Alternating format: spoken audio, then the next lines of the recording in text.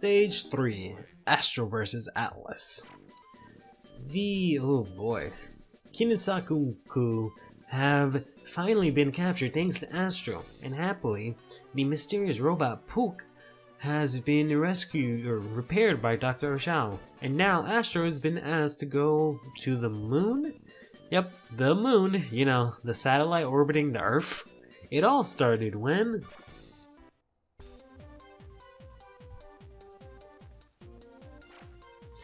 We're almost at the moon, Astro.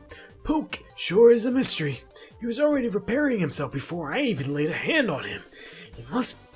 He must have the ability to repair himself. His advanced supermolecular structure must use nanotechnology. This technology is light years, even though light years is a measure of distance and not time, ahead of our own. Once he's all better, he may be able to tell us about it. He said something about saving Mu. Mu? That civilization fell into the ocean 30,000 years ago. Interesting. But we have more pressing matters to attend to. Will you explain the situation, Mr. Tokugawa? Of course. 2 days ago, there was a hostile takeover of my moon planet. We don't have much staff since the site is still under construction.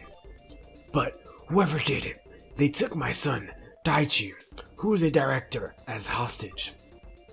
They want Astro and the Science Ministry in exchange for my son. Daichi is my only son. I just don't know what to do. What would they want from me? I don't know why, but we must make every effort to rescue Daichi. Good luck, Astro.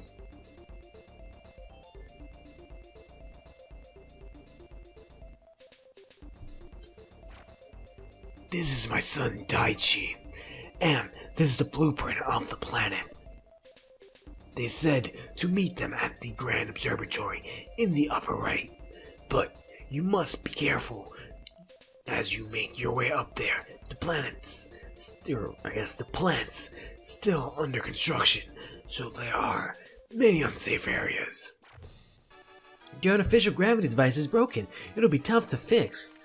Anyways, hey everyone, welcome back to Astro Boy, the Omega Factor. I am exhausted and now my throat hurts from doing what I called voice acting for Tokugawa's voice. We're gonna get attacked by something else now? Okay. But, anyways, how's everyone doing? I'm doing okay, I guess. I know the last 2 episodes, or at least the first episode, was kind of odd. That was because that was my first episode back from recording. Boy, you look identical to me. I'm Mars, Jetter Mars. I'm a new type of robot doctors Kawage and Yamano have been developing. I'm just a prototype, but the production model should be ready by 2015. It's 2017. Wow, I can't wait! Gonna go ahead and power up our punch, because that's pretty important. But yeah, the first episode was a bit weird one just because of the fact that it was the first episode I recorded in my new abode. I hadn't really gotten used to... every time I take a break from recording, I have to sort of get used to it again, which is pretty weird because it's kind of the thing where it's kind of like riding a bike, where it's like, you know, once you do it, you kind of don't forget how to do it. But it still takes some getting used to, even though it's similar to like riding a bike and you don't forget it, you know, I still kind of gotta reaccustom myself to everything just because it's, in essence, still sort of a foreign concept to me. But in any case, yeah, I finally got that situated. I noticed that I have a bit of an issue with where I'm recording, is that I'm not exactly comfortable where it is. So far in my new place, my favorite spot to be in is the living room, just because I have a couch. In my mom's place, I wasn't really used to being in the living room. I was kind of always a shut-in, locked up in my room.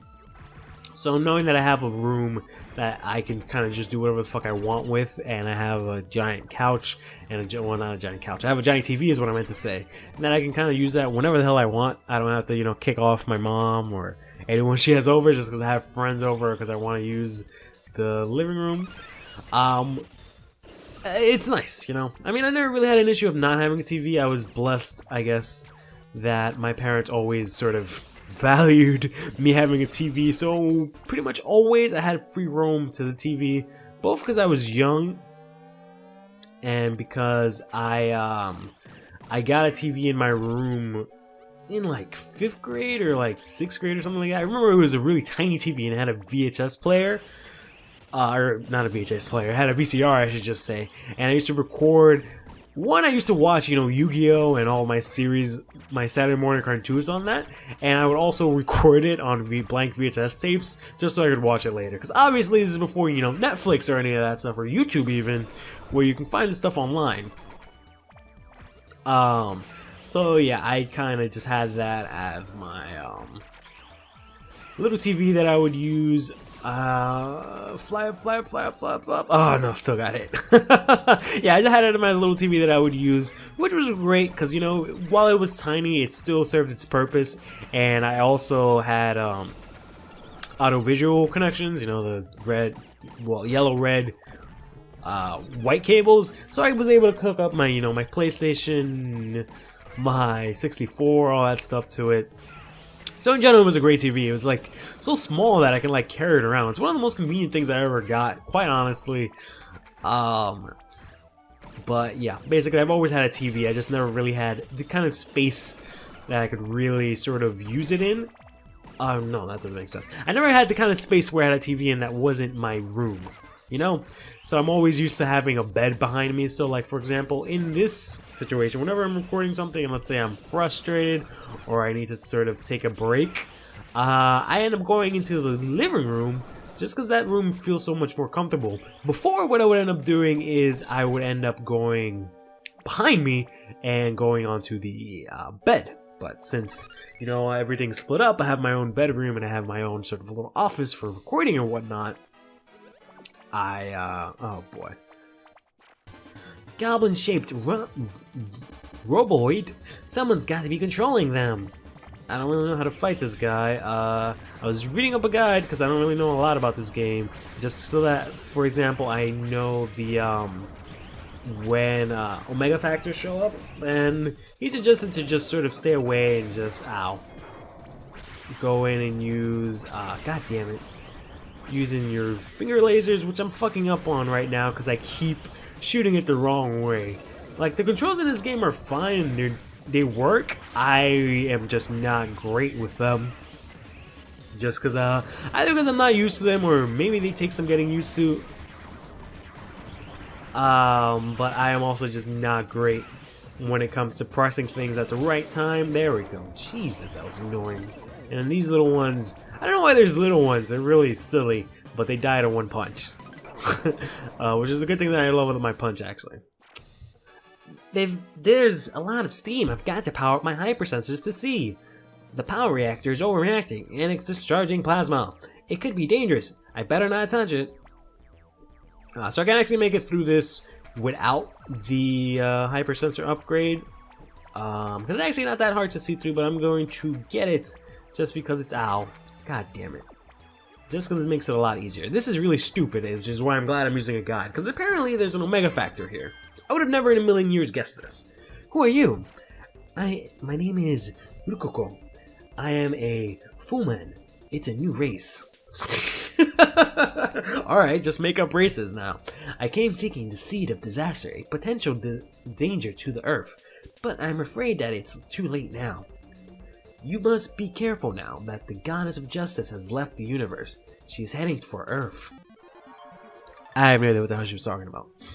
But yeah, back to what I was saying. I wish if I powered up life, it would give me actual life. But I'm gonna need my lasers later on. But I also need my sensors. I said I was gonna power up the sensors just so it's easier to see this. It's not really that difficult to get around here. You just gotta, god damn it. Oh, I guess the Omega Factor gives you full life. Interesting. All right, well that's good at least. Oh boy, there we go. Yeah, it's not really that hard to get through this. This is actually pretty difficult because these bats, they fuck you up in the corner, and then they do this one attack that they have, and then it just constantly kept hitting me. And I was trying to be real sheepish and not get hit with these plasma laser things, so I kept getting caught with those, and it was really annoying. And there's a lot of that stupid attack. It doesn't even do a lot of damage, just they keep doing it consistently. By the time my invincibility frames run out, I can pretty much get hit with another one, which is really lame. And I don't think I'm going to be able to hit this one. Nope. Well, actually I did. Oof. Managed to get them in the end. Thankfully, I can kind of just punch them. They take a lot of hits, unfortunately, and there's a shit fuck ton of them, which is also extremely annoying. Yeah, I've already killed, like, I believe 6 of them, and there's another one coming. Oh boy. Whew. Managed to dodge that one, and then I think that does, yeah, there we go. Now we can help here. But anyways, as I was saying, yeah, I've been sort of uncomfortable in my recording room. I have a bunch of boxes and stuff, and it's kind of a mess here still, just because, like, there's a lot of things I want to do in this room. Oh boy, don't want to get squished now. But I haven't actually had the time or money to sort of, you know, get all the stuff I want to get. Like, for example, I want to get like a couch in this room just to be nice and comfy, and so if I bring people over to record, it'll be really comfy. I also want to try and set up sort of a TV mic couch combo so that I can sort of record comfortably, not have to be hunched over my computer screen. So that's what I'm sort of aiming to do, but I'm not going to be able to do that anytime soon because a couch costs quite a bit of money. So it's going to be a little bit of time before I get that situated, and because of that, I've decided to sort of not really do anything in this room, which is kind of a shame. And then the other thing is that one of the main sort of, I guess, attractions, I don't really know what else to call it, that I have in this room is that I have or rather that I had in my room, is that I have a shit fuck ton of amiibos. I don't know where the fuck I can put those things anymore, because me and the girlfriend were trying to figure out how to sort of put them up, because we want to get some sort of display case or something to put them up, but we haven't really finalized on how exactly we're going to go about that. So I just have a bunch of boxes full of amiibos and shit. I don't know where to put them.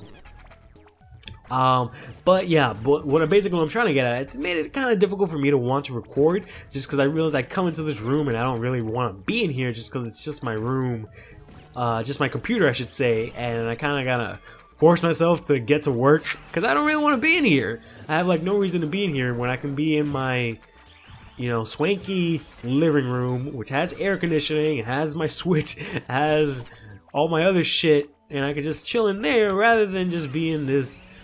Well, I'd say sweaty, but it's not sweaty yet.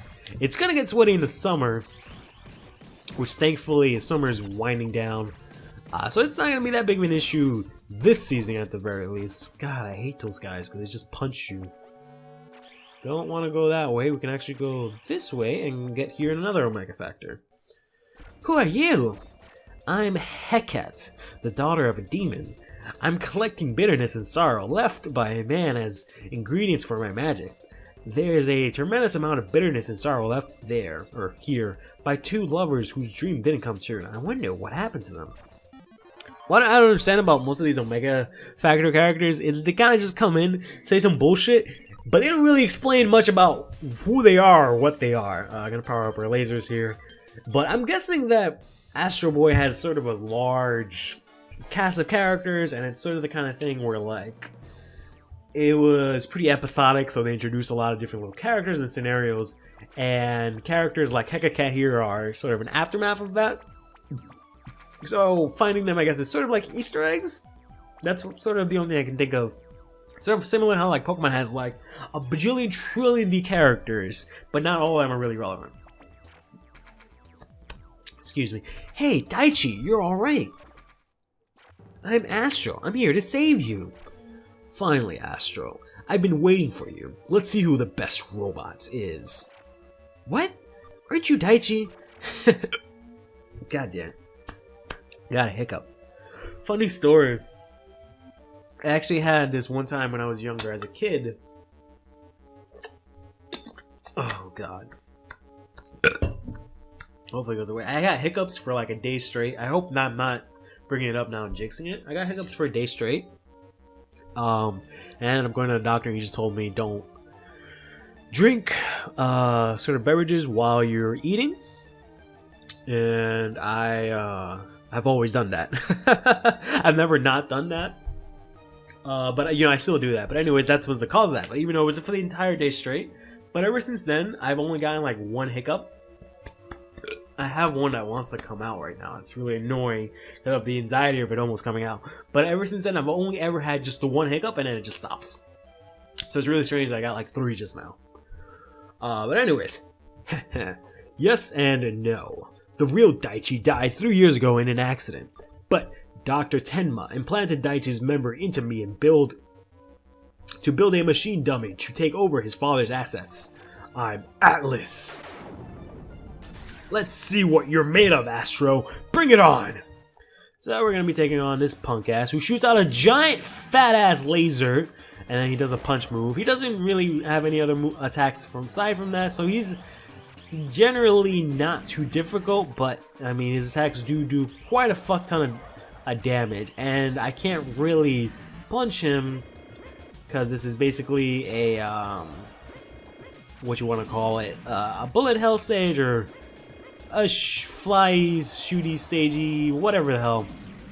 But yeah, because I can only really use my laser. I think I can, maybe if I get him punched, maybe if I get in close I can punch him. I actually don't know if I can actually throw punches. Yeah, no, because no matter what, my attack only does the finger laser.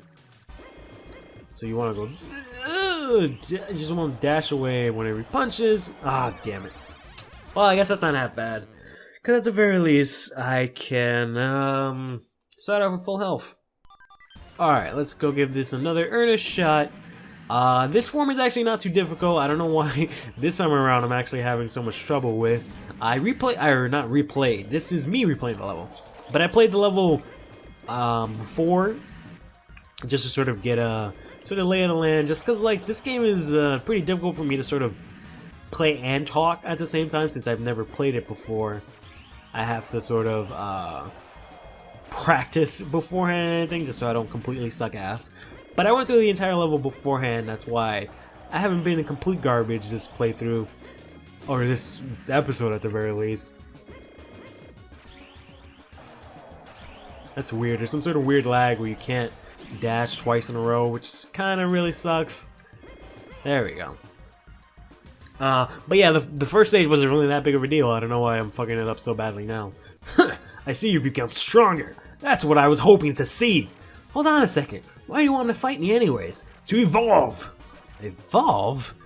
Dr. Oshao didn't create you. Dr. Tenma did. Just like he created me. Tenma was a heretic who was expelled by the science ministry. He believes that robots should control over humans, and you and I are special robots who were created to serve this purpose. We can constantly evolve to be the strongest so we can rule the world. The fuck? Just look at me. I'm neither fully human nor fully robot. I'm a monster, and you will never understand what this feels like. But Dr. Tenma told me that if I defeat you, I will be able to see past my own sorrow and become something never before seen, the ultimate evolution. So, you see why I must use you to overcome my accursed fate. I shall become the ruler of this world. Here I come. This part is really stupid because he has this really dumbass fucking laser that follows him around, and pretty much at this point if I get hit, I'm automatically dead. Wow, I can't believe I fall all the way down to the bottom. Alright, so we're back. Let's see if I can cheese my way through it, because quite honestly, I don't know any other way to defeat this guy. And he wants to be a complete dildo sandwich with his fucking laser. So we're just gonna have to fucking go ahead and go full cheese. Wow, he was invincible. Cool. Cool!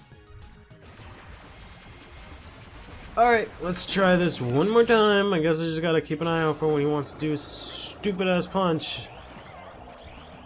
And hopefully that should do it. There we go.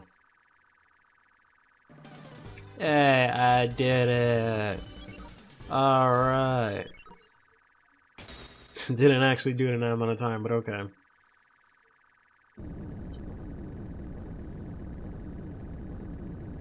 What is this? Is this an artificial hibernation capsule? Who is she, and what is she doing here? Who is she?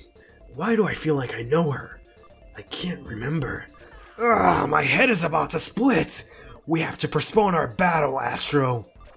Atlas! That was a lame way to end it. But now, know this, Astro. There will be a day when you must put an end to this battle. He will overpower you. Now, since he also has a human soul, you couldn't beat him now, even if you tried. Even though you just beat him. Learn to feel sorrow and bitterness just as Atlas did. God damn it. Learn and evolve. Learn and become what will be the greatest creation of my life. Whew, that was really something. Stay fresh.